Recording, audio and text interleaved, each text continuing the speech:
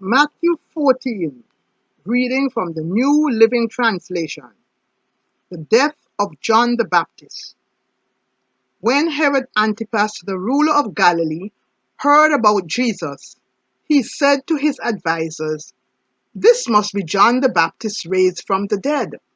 That is why he can do such miracles." For Herod had arrested and imprisoned John as a favor to his wife Herodias, the former wife of Herod's brother Philip. John had been telling Herod, "It is against God's law for you to marry her." Herod wanted to kill John, but he was afraid of a riot because all the people believed that John was a prophet.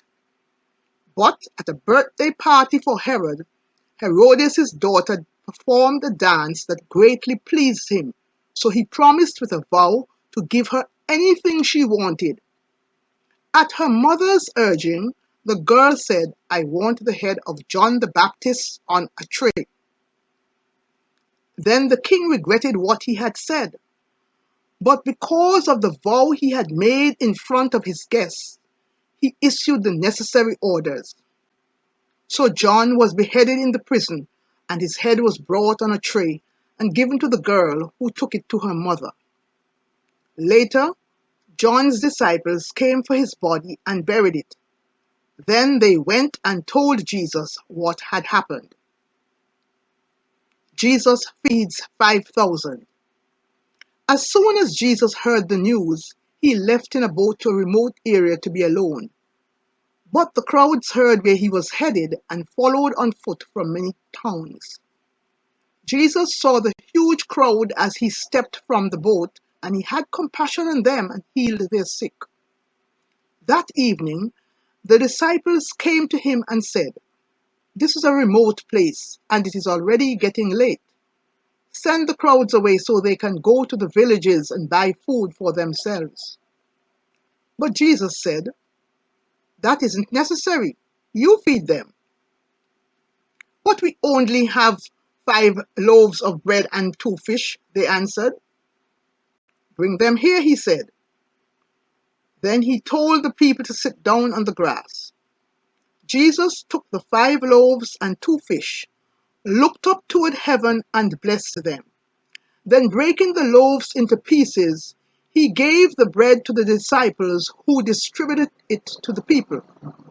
They all ate as much as they wanted, and afterward the disciples picked up 12 baskets of leftovers.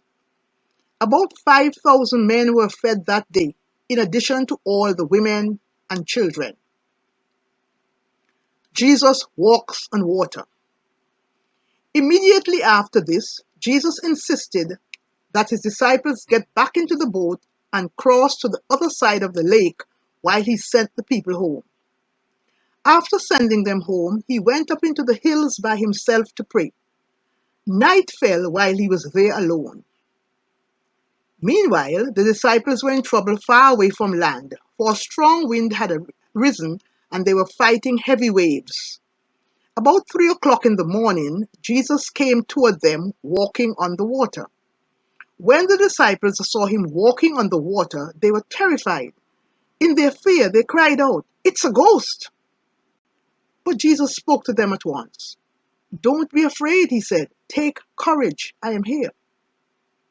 Then Peter called to him, "Lord, if it's really you, tell me to come to you walking on the water." "Yes, come," Jesus said. So Peter went over the side of the boat and walked on the water toward Jesus. But when he saw the strong wind and the waves, he was terrified and began to sink.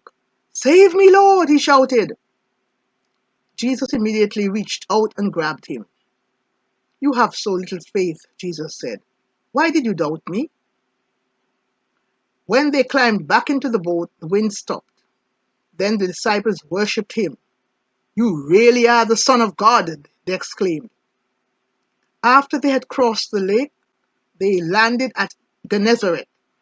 When the people recognized Jesus, the news of his arrival spread quickly throughout the whole area, and soon people were bringing all their sick to be healed. They begged him to let the sick touch at least the fringe of his robe, and all who touched him were healed.